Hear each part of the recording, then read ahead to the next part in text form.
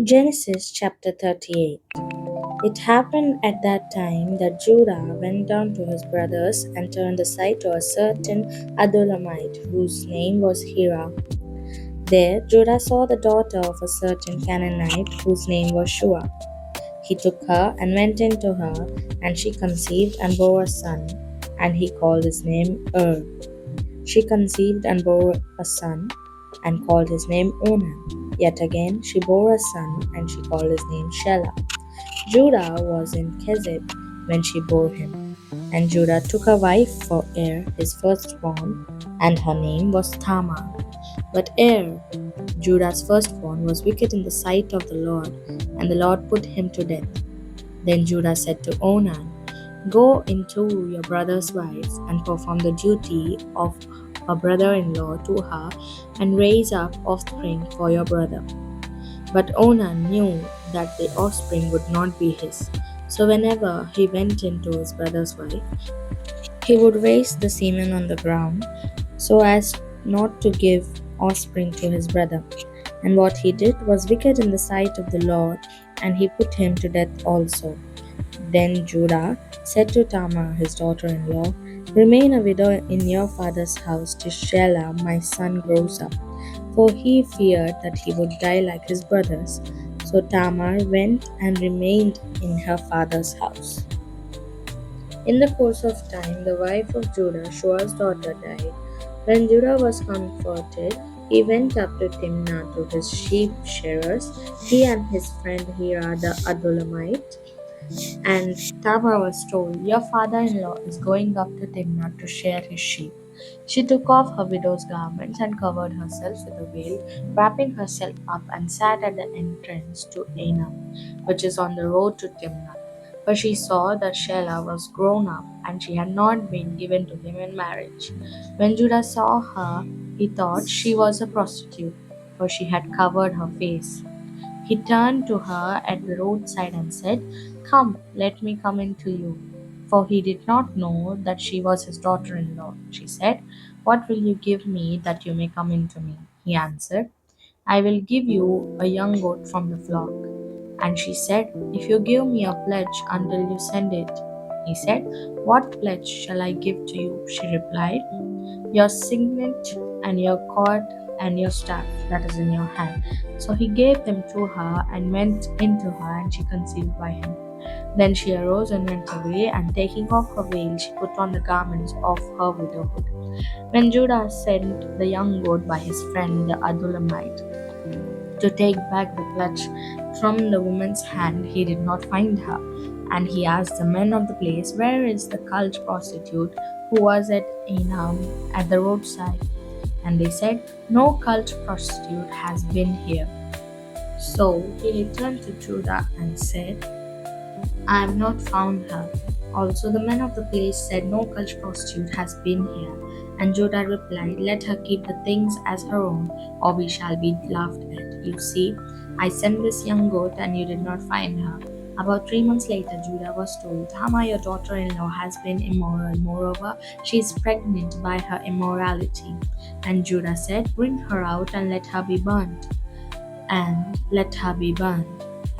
As she was being brought out, she sent word to her father-in-law, "By the man whom these belong, I am pregnant." And she said, "Please identify who these are, the signet and the cord and the staff."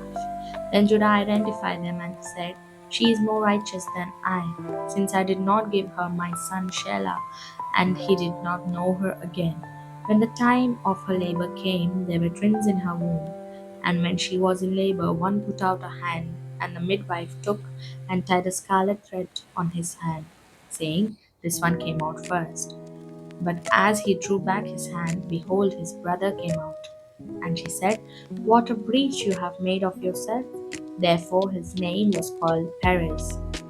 Afterward, his brother came out with a scarlet thread on his hand, and his name was called Zerah. Genesis chapter 39. Now Joseph had been brought down to Egypt, and Potiphar, an officer of Pharaoh, the captain of the guard, an Egyptian, had bought him from the Ishmaelites who had brought him down there. The Lord was with Joseph, and he became a successful man, and he was in the house of his Egyptian master.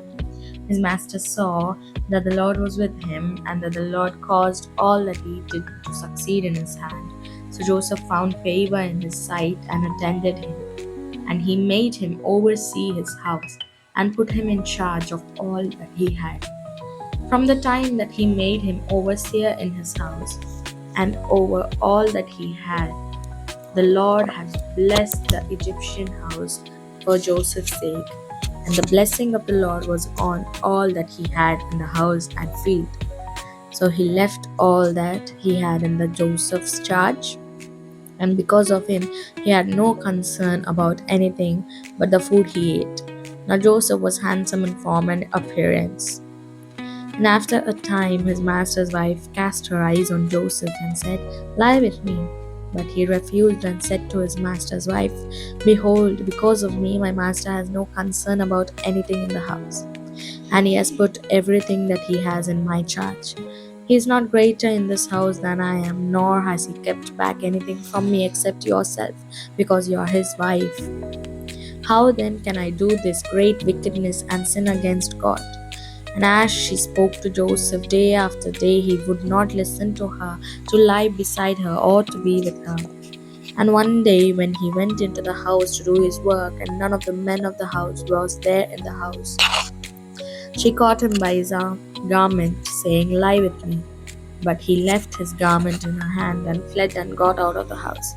And as soon as she saw that he had left his garment in her hand, and has fled out of the house, she called to the men of her household and said to them, "See, he has brought me among us of Hebrew to laugh at us.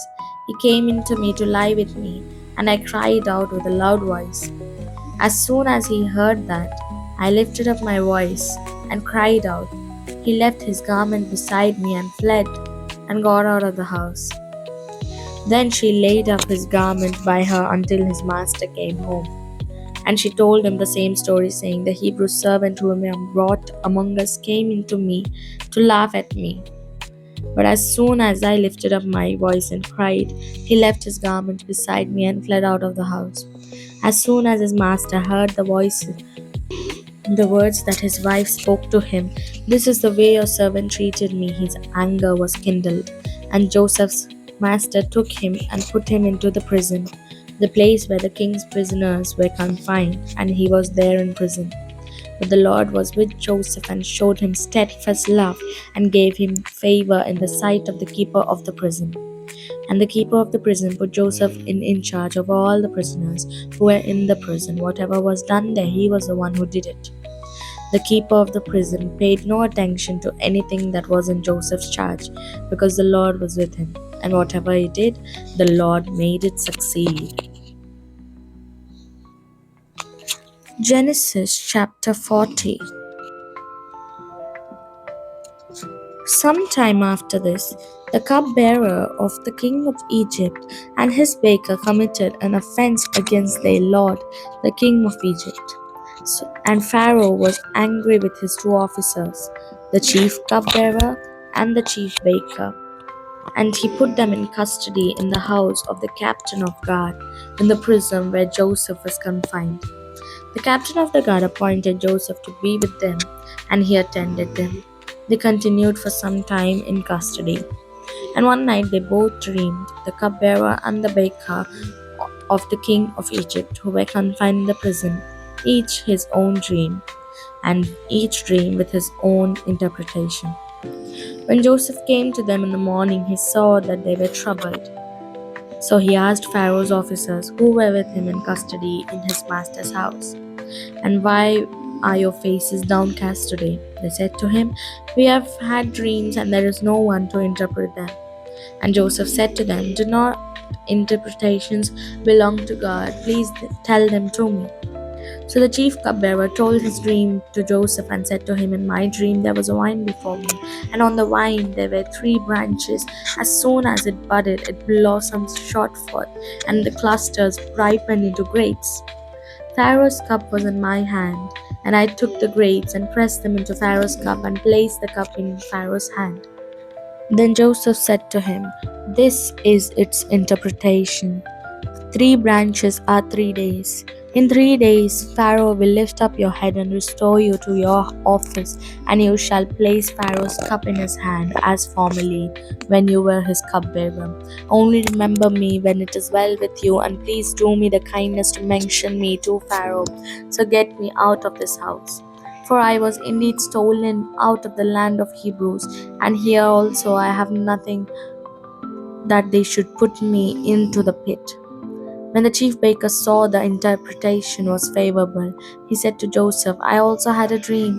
There were 3 cake baskets on my head, and in the uppermost basket there were all sorts of baked food for Pharaoh. But the birds were eating it out of the basket on my head." And Joseph answered and said, "This is its interpretation. The 3 baskets are 3 days. In 3 days, Pharaoh will lift up your head from you and hang you on a tree, and the birds will eat the flesh from you." On the third day, which was Pharaoh's birthday, he made a feast for all his servants and lifted the head of the chief cupbearer, the head of the chief baker among his servants. He restored the chief cupbearer to his position, and he placed the cup in Pharaoh's hand. But he hanged the chief baker, as Joseph had interpreted to them. Yet the chief cupbearer did not remember Joseph, but forgot him.